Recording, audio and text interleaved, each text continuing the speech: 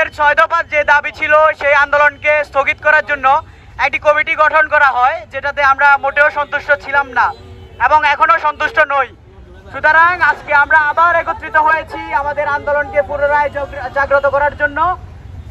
আমাদের টেকনিক্যালের বাংলাদেশের যত টেকনিক্যাল কলেজ আছে এবং পলিটেকনিক ইনস্টিটিউট রয়েছে সবগুলো আজ একত্রিতভাবে নিজ নিজ ক্যাম্পাসে এই কর্মসূচি পালন করতেছে।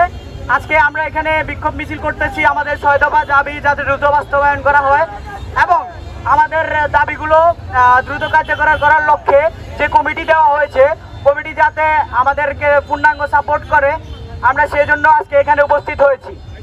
বাংলাদেশের সকল পলিটেকনিক আজকে একযোগে এই কর্মসূচি পালন করছে।